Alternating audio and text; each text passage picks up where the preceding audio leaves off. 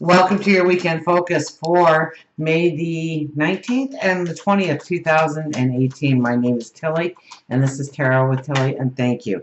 Thank you truly for all of the positive, loving, supportive energy that you send my way each and every day, and thank you as well for the likes, the shares, the comments, subscribing. Thank you. Now, let's see what the cards have to say about the energy that surrounds us and how to use it in a positive light in order to go forward. The King of Pentacles. Friday we started out with a king, and this weekend we have a king as well. So very masculine energy. A doer. Action. Now the King of Pentacles is very grounded, and this could have a little bit with Venus moving into Cancer on the Saturday. That we are more grounded. We feel like we have more abundance in our life when we have that safety, that security. If we spend our money, it's probably going to be on things that are going to last long term. It's going to bring in long-term joy, balance, satisfaction. And so our plans for future growth are also well-grounded.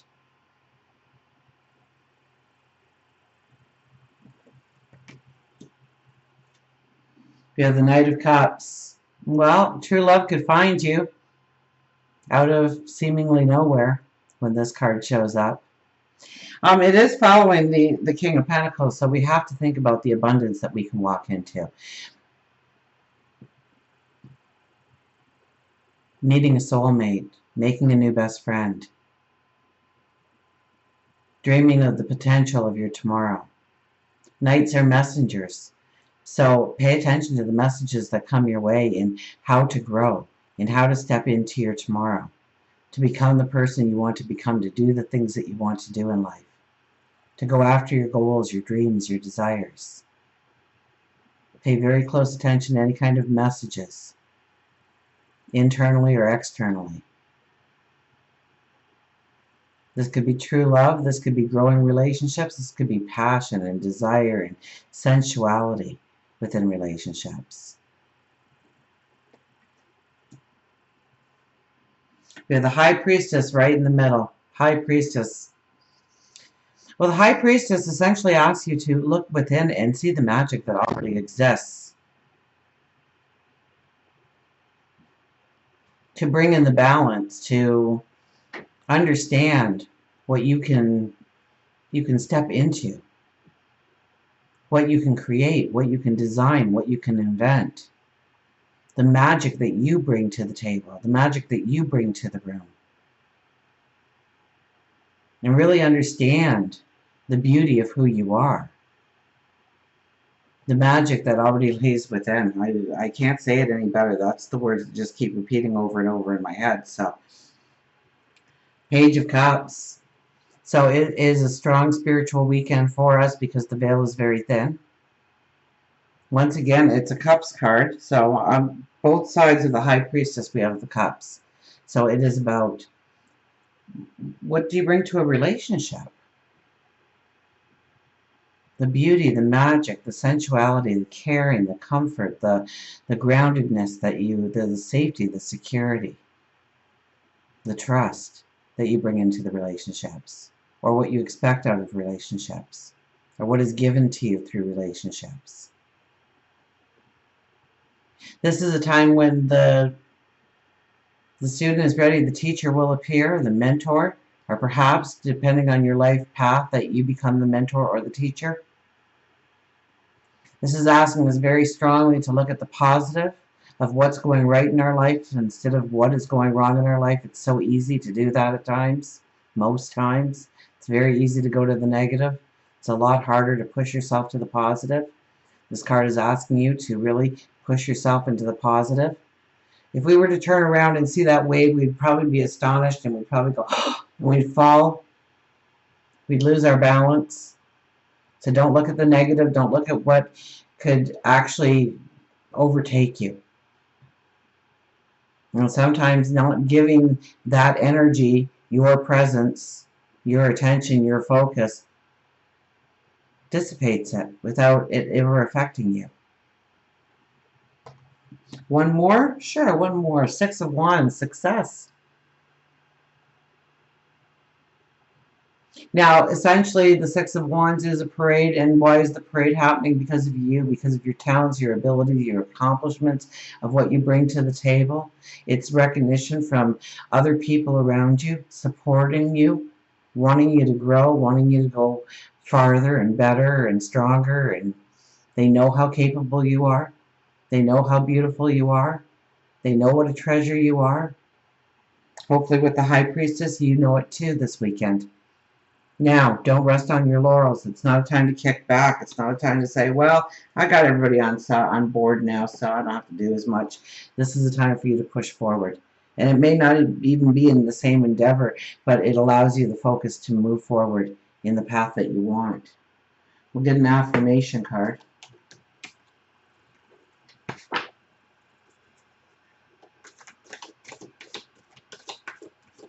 So we got very positive and strong energy here. Tap into it. It could be a beautiful weekend for you. I think the main thing, and it'll be a challenge because it's in the middle, is the High Priestess of seeing what you bring to the table, our relationship, the magic. Remember, we do have Venus moving into Cancer. Well, it's very, you know, feeling secure, feeling stable. It's also a passion, a sensual passion.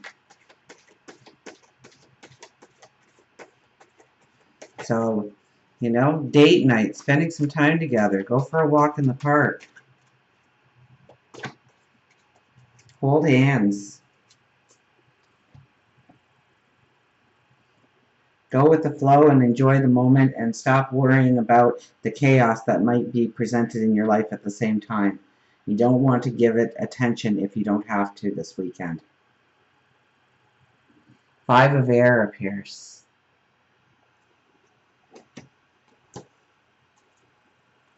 The Five of Air is tension and conflict. Conflict is a good way to see my motives and intentions. I can use this experience to grow into a more authentic version of myself. It's not important to win. It's important to have integrity. Other people may have different ways of thinking and may not always be in agreement with me. I open to this opportunity to live and let live. So don't worry about the little things and what they're doing over there. Worry about you. Focus on you, your path forward. And so sometimes the conflict is when we see other people succeeding or having things that we want or we desire. And the conflict comes in that we allow things like jealousy to come in and hatred to come in.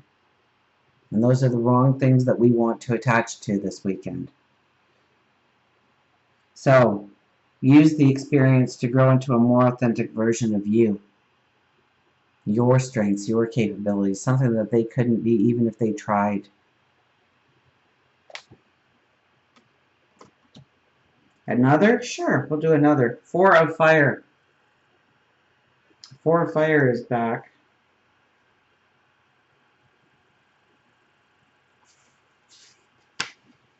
A new creative phase, celebration, pleasure and harmony in relationships.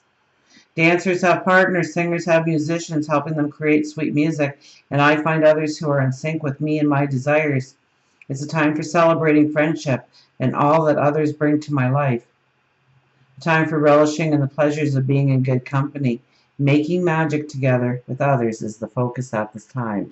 So like I was saying with the High Priestess there, and we had right in front of it the Knight of Cups, and right after it we had the Page of Cups.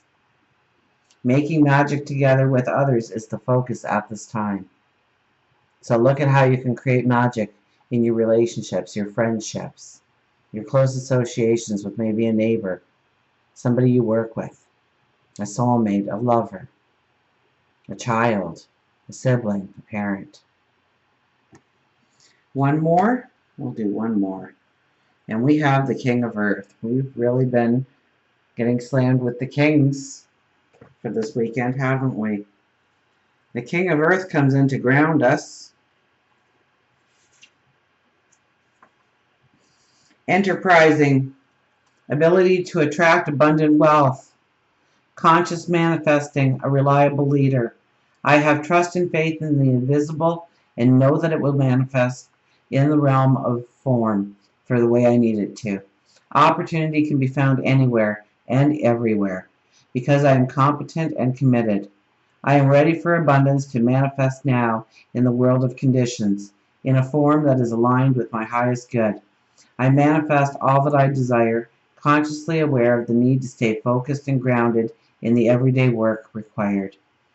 So I manifest all that I desire, consciously aware of the need to stay focused and grounded in the everyday work required. So I know I have to walk this path. I know I have obligations. I know I have responsibilities. And it's through consciously moving through those everyday experiences that we don't really pay much heed to. Allows you to slowly step into what you want to manifest, what you desire. And a reading wouldn't be complete without our higher intuition deck. You thought I was going to say our animals, didn't you?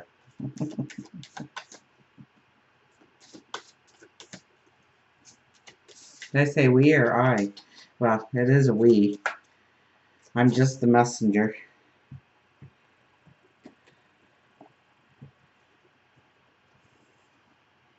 Find your voice. Find your voice with the frog. Anybody singing it? Hello, my baby. Hello, my darling.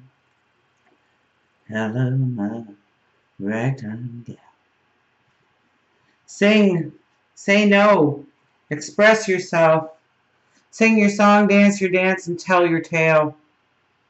Frog tells you it's time for you to find your voice. Saying no can be one of the most difficult words to speak, and yet Frog says that you have been putting on too much pressure on yourself, allowing others to steal your time and exhaust your energy. You haven't vocalized your dissatisfaction with it. Instead, you have quieted your voice. By saying no, you can begin making room for the things that you want to do in your life. It isn't easy at first, but the more you practice, the easier it becomes and the more empowered you will feel. And you know, that's one way that could all work with the desires and whatnot and doing the mundane things. You'll automatically go, why am I doing this? Because this isn't even supposed to be my obligation or my responsibility. And you start to get a clarity and an understanding of what is eating up your time or your energy or your finances or your resources. And you're able to divert them to where they should be, where they do belong. And it frees up time for you to focus on your path forward. It frees up your energy. It frees up your time. It frees up your resources. By saying no, you begin making room for the things that you want in your life. It isn't easy at first, but the more you practice, the easier it becomes and the more empowered you will feel. You may have been keeping frustrations inside of you, and they need to be spoken.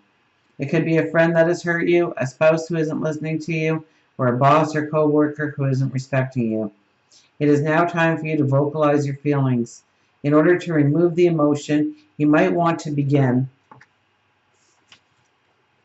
by writing down what you want to say and practice saying it aloud. Look at yourself in the mirror while you speak the words of truth. Can you see within your eyes how much this is damaging your soul and your spirit? Healing will eventually come from Frog assisting you to find your voice.